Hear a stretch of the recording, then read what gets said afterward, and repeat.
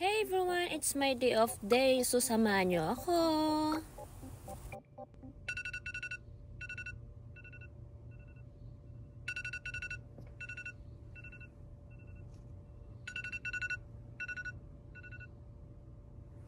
So ayan, nag-a-alarm na nga and hindi pa talaga ako tumayo yan kasi nagsiselfon pa talaga ako. Kasi bago ako tatayo, magsiselfon pa talaga ako kaya ang aryat-aryat ko.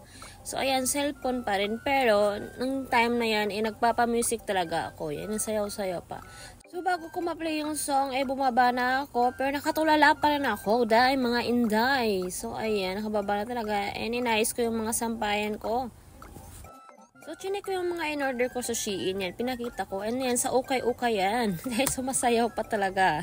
Inayos ko na yung mga binili ko sa Shein. Pinapakita ko sa inyo kung ano yung mga nabili ko sa Shein. So, pinapakita ko sa inyo yung kumot ko. Diba ang ganda? So, ayan. Bumili na rin ako ng mga pampasalubong ko kasi magbabakasyon ako soon sa Pinas. So, bago niya, nagsiselfon ako. And then, naglilinis-linis. Sobrang dami ng mga buhok dahil kaya kailangan ko maglinis talaga. So, ayan, may bisita ako. So, ayan, si Ate Myla at saka si Later. Ayan, nakita nilang naka-video ako kaya napapatawa sila at nahihiya kasi hindi daw sila naka-bra. So, ayan nga, naglilinis na ako ng aking mga labahan para maglaba ako. Then, pumunta ako sa higaan ko para linisin ko rin yung higaan ko mga te. Kasi kapag work ko talaga, hindi talaga ako naglilinis ng mga gamit ko. Sobrang gulo. Kaya ngayon, kapag day off ko kasi, dun lang ako pwedeng maglinis at mag-ayos ng mga gamit ko na dinadala ko galing pang work. So, ayan, inaayos ko pa yung bed ko para malaban ko naman yung ibang mga gamit doon. So, after na sa higaan ko, ayan, walang katapusang paglilinis talaga pagwawalis sa sahig. So, ayan, naglaba na ako ng aking uniform at mga panit sa mga medyas.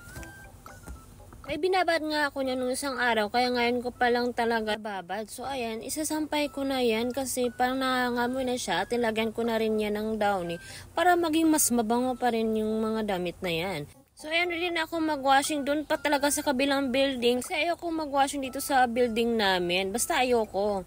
So, ayan, pupunta pa talaga ako sa 9th floor. Doon ako dadaan kasi wala talaga akong access doon sa kabila. So, ayan, nakapunta na ako sa 9th floor. So, diba, ang bilis. So, doon ako pupunta sa 6th floor kasi doon yung laundry room nila. So, ayan, ako lang talaga mag-isang nag-washing. Kaya solong-solo ko talaga yung washing room na yan. So, ready na si Inday. Nagkumuha na siya ng sabon. Tsaka nilagay ko yung mga damit ko.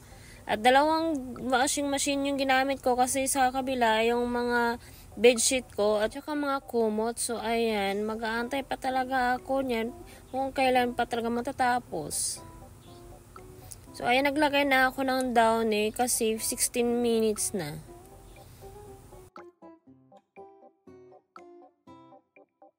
So, ayan na nga, natapos na nga, diba? Ang bilis lang. So, ayan, pauwi na ako. So, ayan, sige, pag video pa. Sobrang pagod kasi hanggang 9th floor ba naman. Kaya pawis yung mga kilikili ko dyan. Talaga. At saka ang bibigat ng mga dala ko ha. Kasi syempre mga kumot yan, natunan. Ay, unan ba yun? Hindi pala, sorry. So, ayan, diba madilim? Kaya nakakatakot din minsan. So, ayan, na 12th floor ako. Ayan, diba ang ganda sa labas ng ano namin? So, ayan, nakabalik na rin ako sa wakas. At nagutom. Kaya kumain ng watermelon. Kasi, nung pagkagising ko, hindi talaga ako kumain yan. Ayan, kumain talaga ako ng watermelon. So, ayan, uminom din ako ng tubig. Kasi nauuhaw na rin ng madam. Kailangan ko rin ng tubig paminsan-minsan. Basta sobrang tawa ko na, kailangan ko rin ng tubig. Natungga pa more. So, ayan, kumain na talaga ako at yan ang aking pagkain. Kasi wala akong pagkain, hindi ako nakapagluto.